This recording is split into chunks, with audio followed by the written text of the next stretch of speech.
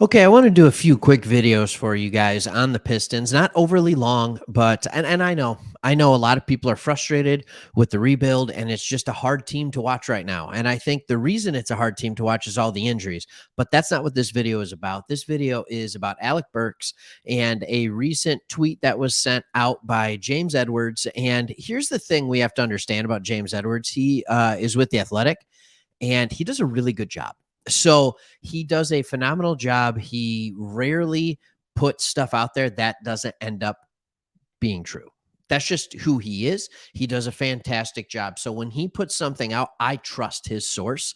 I trust his credibility. And whether it's him getting it from the player himself, from the management themselves, or from a trusted source, I trust his judgment. It's about as good as it gets. So the Pistons are linked to trade rumors with pretty much everybody, but the big four people they're linked to rumors with are Alec Burks, Bojan Bogdanovic, Sadiq Bey, and Nerlens Noel.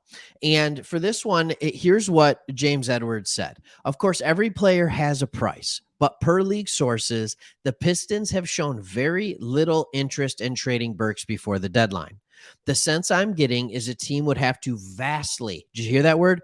Vastly overpay for Burke's services. Detroit would like to keep him going into the summer and for next season when again the organization hopes to turn a corner with its rebuild. Okay, so here's basically what that means, and we'll go into some of the stats and I'll show you those and some beyond.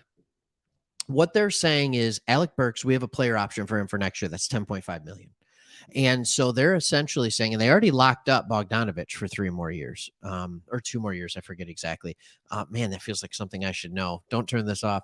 But it basically is saying they need Burks and they value him. So what is so valuable about Alec Burks that we can't find necessarily at a cheaper price with a different player? So here's what you need to look at. It's averaging 13.8 points, 3 rebounds, 2 assists with a true shooting percentage of 63%. Oh my goodness. For the regular season, he's played 34 games. Remember, he was injured for a while. He's only playing 22 minutes a game. He is scoring 13.8 points in 22 minutes.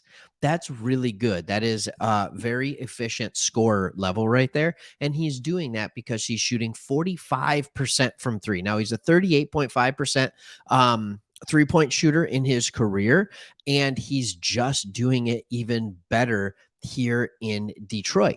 And when you look, he's been in the league a long time. I believe it's been 12 years. This might be his 12th year. When you look through his overall 3-point percentages, it has been better in the back half of his career, right? In starting in 1920 with Golden State, 37, then 41, 38, 41, 40, and now 45. He has really honed in that shot. So here is what he is, and I think this is why he's so valuable to this team. He is a professional scorer off the bench. He doesn't have a lot of off nights. He finds a way to get his points, and he finds a way to do it in an efficient way in the flow of the offense. He comes in and he gets buckets. A lot of really good teams in the past have had this, and they've had a player that does this. At 31 years of age, I believe he's 31, which means next year he'll be 32 for the second year of the player option. He's not too old to be able to continue playing this role off the bench. This has kind of been his role his whole career. But 22 minutes a game off the bench, I will take that all day, every day. A score, especially when you look at our backcourt. Killian Hayes, Cade Cunningham, and Jaden Ivey. The one thing all three of them struggle with is inconsistent shooting from the outside. Ivy, you could just say not great. So they all struggle with the same thing. What does Burks provide? Consistent scoring. Consistent scoring, flow within the offense, does not demand the ball be in his hand all the time. He's not a super high usage guy. So I think he fits in really, really well with this offense. So basically, when we say a high price is going to be needed for him, what they're saying is he has a skill set that is not easily replaced. And it's not replaced on this team right now. I don't know what the draft will bring. I don't know what free agency will bring, but this is a team that has money, so they may as well, if they have something and an option that they already like in house, they may as well keep it in house. I'm not entirely sold on the idea of just keeping them for the next 2 or so years, because eventually you're going to have to start paying all these rookies or all these young players. You're going to have to pay Jalen Duren. You're going to have to pay Isaiah Stewart. You're going to have to either trade or keep Sadiq Bey. We got another video on him. You're going to have to pay Cade. Killian's decisions will be coming up here in a little bit, and eventually you're going to have to pay Ivy. So all these guys are going to have to be paid. So it's curious what it looks like, because these, by the time those guys are getting paid, Bogdanovich and Burks will be gone. So hopefully they'll be ready. It does make sense when you look at what Weaver is doing. It's saying, all right, we're going to have some veterans that are going to show these young guys how to do it, what it takes to win. The team will hopefully start winning next year. Hopefully, should.